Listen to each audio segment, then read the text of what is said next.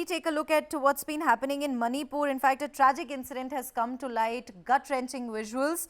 Pictures of two Manipur students who had gone missing in July are going viral on social media now. In fact, while one of them shows their dead bodies in gory detail, the other shows them sitting in fear, and in the background are two armed men with their guns clearly visible. That's a tragic incident right there, as normalcy slowly returns to the tiny northeastern state of India. Manipur, which has continued to remain on the edge since the 3rd of May, that's when an ethnic conflict broke out between the two communities, between the Meitei and the Kuki community. Now we have a tragic incident coming to light where two Manipur students who had gone missing in July have been killed. Their photos have gone viral, and in fact, it's just been 2 days, a couple of days since internet was restored in Manipur. And this is in fact, the Manipur Chief Minister's office has also confirmed that the bodies belong to a young female student and a young male student. The state government has assured action against those who are behind such act, and the Chief Minister's office has also said that the matter is being probed by the Central Bureau of Investigation in collaboration with state agencies. I mean, Neha, you know, it comes This picture, Nancy, has gone viral as soon as the internet was restored. That's kind of, you know. I mean, Neha, we have been covering Manipur for 3 months now, and every day, you know, something like this happens. I mean, it boils the blood, but you know, it's just so sad to see now. This will be, you know, the hundredth, you know, incident like that where we saw an image. First, we had that, you know, women who were, you know, paraded in the, you know, a naked woman who was paraded through the village. Then we had a guy who just, you know, his head was just hanging right in front of his house. And then now we have visuals of two students we are talking about. I mean, why is this becoming a new normal in Manipur? I mean, this is so concerning that, you know, this is what we are now, you know, being habitual to that. You know, this might, whenever we saw you know, a video or a picture that, you know, is very, you know, gruesome and very horrifying, we think of Manipur. And I think it's so concerning that to see that Manipur right now is going through so much, and you know, Supreme Court has been ordered, the government is trying to intervene. I mean, we saw Amit Shah, after the video went viral, Amit Shah went to and talked to Biren Singh. I mean, what kind of talks are happening? I really want to know, because this is something that is getting out of hand. First you have the illegal ammunition, then yesterday you were talking about fencing, you were talking about anti-narcotics in Manipur, which is also a very important issue.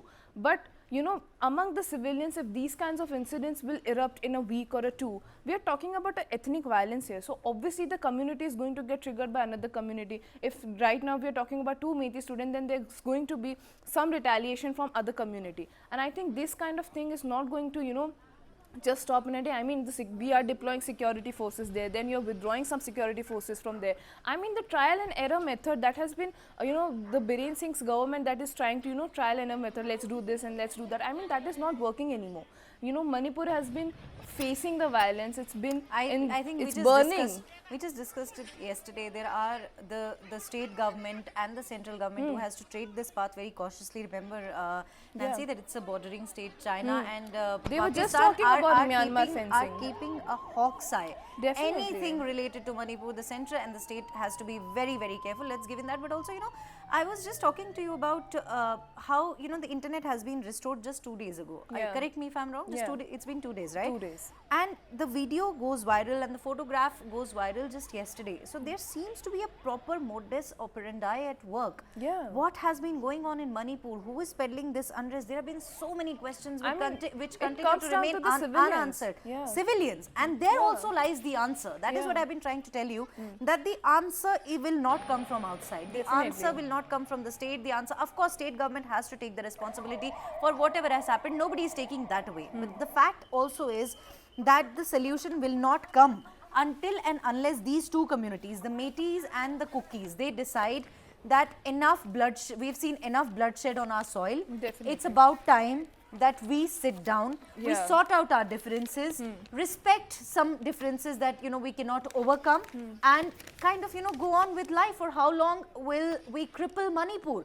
For how long will we continue to see, you know, I was just reading some tweets on social media, not verified of course, but still it's so sad to learn that their parents, the girl and the boy, you know, whose bodies have been found, their parents were hoping that they would come back, perhaps Yeah. assuming that, you know, they were in love and, you know, they fled from Manipur given the situation right now. So that is something that is very tragic, and you know, that is something that we have been witnessing in Manipur. We have had horrific visuals coming in from this northeastern state where in fact you know, earlier we saw women who were paraded naked, the Paraded video naked. and you know, there have been many other videos also which have gone viral, and now we have this where, you know, the video, I mean, I'm unable to just even explain it to our viewers what kind of it sends shivers down your spine to just take a look at those visuals where, you know, they are just sitting there, their shirts are, you know, right, I mean, it's horrific. It's definitely, you know, it's heartbreaking to report whenever, you know, it comes to Manipur, because it's been so long, and we were talking about restoring peace in Manipur. We were talking about, you know, normalcy returning to Manipur, but this kind of normalcy, now this is a new normal for Manipur. You know, these kinds of incidences. First, we just a couple of weeks ago, we saw an army Jawan who was not even part of the Methi or the Kuki community, was dragged from his home in front of his, you know, his kid who is just 10-year-old at gunpoint. He went to, then he was found dead, and there was this gunshot on his head, and the only witness was his 10-year-old son. I mean, how, you know, shattering, how heart shattering, how gut wrenching, you know, these incidents are going to be. I mean, what is worse left for Manipur is something that we have to, I don't want to, you know, I am nobody to suggest anything to the government or anything, but you know, this Myanmar fencing issue that we have been saying, this anti-narcotics, you know, probe that the government is trying to do, and you know, with all the Biren Singh just goes out and appeals that please return all the looted arms so that we can restore peace in Manipur. I mean, the government is definitely trying, but are they trying hard enough? That is the question. That is the big question. That is the big question, of course.